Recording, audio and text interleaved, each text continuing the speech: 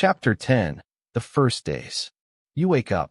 For a moment, everything is normal. Then you remember, I am not smoking today. Fear and pride mix in your chest. You did it. You made it through day 1. But now there is day 2, and day 3, and a whole life ahead without cigarettes. The first days are the hardest. Let me walk with you through what I experienced, and what helped me survive. My first week. I spent the first week at home. Alone. Just me and the cravings. I discovered something unexpected. A Turkish TV series called Love for Rent. Episode after episode. The drama distracted me. The characters became company. By the end of the week, I had not smoked, and I had finished an entire series. 120 episodes. It was not heroic. It was not disciplined. It was just survival. And it worked. Here is what else I learned in those first days. What I felt when I quit. I smoked for over 7 years. A pack a day. Sometimes more. When I quit, here is what I experienced. Breathing freely. Before, every breath carried smoke. After, I finally felt what clean air tastes like. My chest felt lighter. I could inhale deeply without discomfort. A sharper sense of smell. Within days, I could smell everything. Flowers, food, even unpleasant odors, with an intensity one had forgotten. Most importantly, the smell of smoke on my body disappeared. My family noticed before I did. No more morning headaches. I used to wake up with a dull pain that only got better after my first cigarette. Since quitting, those headaches vanished. Cravings that came and went. The first week was brutal. But I learned something important. Cravings pass whether you smoke or not. You just have to wait them out. Freedom. The deepest feeling was freedom. Not having to plan my day around smoke breaks. Not worrying about running out. Not hiding my habit from people I loved. Cravings are waves. They rise. They peak. They fall.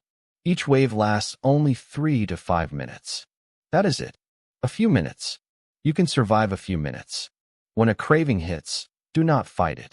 Ride it. Breathe. Drink water. Move. The wave will pass whether you smoke or not. If you do nothing, it still passes. Try it. Next time a craving comes, look at your watch. Time it. You will see. Water is magic. I drank constantly. Every craving, a glass of water. It gave my hands and mouth something to do. It helped flush the nicotine from my system. And it filled my stomach, which confused the hunger-like feeling of withdrawal. Keep a water bottle with you everywhere. Sip it like you used to smoke. Movement helps a lot. I walked. Around the block. Around the house. Up and down the stairs. Moving changed everything. It burned the nervous energy. It reminded my body that it was still alive. Still strong. Still healing. You do not need a gym. You do not need fancy shoes. Just stand up. Stretch your arms. Walk to the kitchen and back. Do it again. But movement is more than walking. Research shows that even a short burst of physical activity can significantly reduce nicotine cravings. A 10-minute walk can be enough to ride out a craving wave. Why? Because exercise releases dopamine, the same neurotransmitter nicotine hijacked. It gives your brain a natural reward without the cigarette. Here are small ways to move. A 10-minute walk around your neighborhood. Stretching for 5 minutes when you wake up. Dancing to one song in your kitchen. Climbing stairs instead of the elevator. Parking farther from the store entrance. The goal is not fitness. The goal is movement. Any movement helps. Try this when a craving hits. Stand up immediately. Do 10 jumping jacks, or walk briskly around the room. Take deep breaths. Notice how the craving changes. Often, the movement disrupts the loop. Your brain shifts focus, and the urge passes. Each step is a small victory. Each step tells your brain, we are not smoking anymore. We are moving forward. Your body wants to heal. Movement helps it remember how. Talking lightens the load. I told my family I was quitting. They checked on me. Just knowing someone new made a difference. I did not have to carry the weight alone. Tell one person. Just one. Let them check on you. You will feel less alone. Distraction is a tool. I let myself get absorbed in that Turkish series. I let it carry me through the hardest hours. Find your distraction. A show. A game, a puzzle, a book, something that fills your mind so completely that you forget to crave. It is not escape. It is survival. What you might feel. The physical symptoms are hard, but the emotional symptoms can be harder. You might feel grief, like you are losing an old friend. Fear, who are you without cigarettes? Anger, at yourself, at the industry, at the world. Shame, for every failed attempt. Loneliness, like no one understands. These feelings are normal. They are part of letting go. Smoking was more than a habit. It was a relationship. Ending any relationship brings grief. Let yourself feel it. Cry. Write. Talk. The feelings pass faster when you acknowledge them. What you need to know about weight. I gained weight when I quit. 55 pounds. I will not pretend I was happy about it. But here is the truth. The weight was temporary. The freedom was permanent. And I lost the weight. It took time, but it came off. If you gain a few pounds, do not panic. Focus on staying smoke-free. You can deal with weight later. Most people do. Once you quit, you will have more energy to move, to cook, to care for yourself. The health risks of a few extra pounds are nothing compared to the risks of smoking. Nothing. Do not let fear of weight keep you trapped. What I wish I had known. If I could go back and tell my first-day self something, it would be this. The first week is the hardest. It gets easier. You are not your cravings. They are visitors. Let them pass. Every hour you do not smoke is a victory. Celebrate it. You do not have to be perfect. You just have to keep going. Freedom is worth this discomfort. A note on the timeline.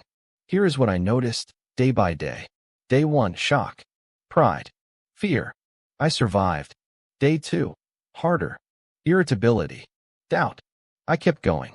Day 3, the peak. Everything screamed. I held on. Day 4, a shift. Slightly less intense. Hope crept in. Day 5, more energy. Breathing easier.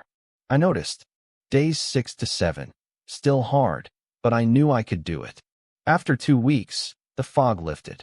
After a month, I started forgetting to think about smoking. After 3 months, I was free. What mindfulness and movement taught me. Before I learned mindfulness, I thought my thoughts were me. If I thought, I need a cigarette, I believed it. I acted on it.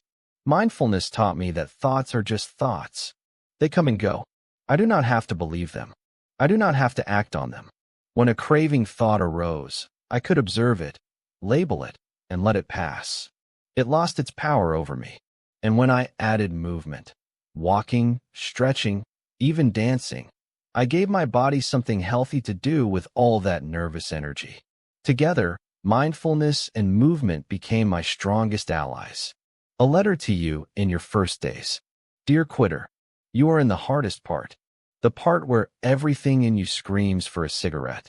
The part where your brain tells you this is impossible. Listen to me. It is not impossible. Thousands of people have walked this path before you. Millions. And every single one of them felt exactly what you are feeling now. The cravings will pass. The irritability will fade. The fog will lift. Your body is healing. Your brain is rewiring. You are becoming someone new.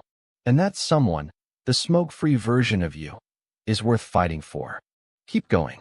1 hour at a time. 1 day at a time. You can do this. What comes next? You have survived the first days. You know what to expect. You know how to ride the waves. In the next chapter, I will show you how to rewire your brain and body. How to replace old habits with new ones. How to make freedom permanent. You are not just quitting. You are becoming. Turn the page. End of chapter 10.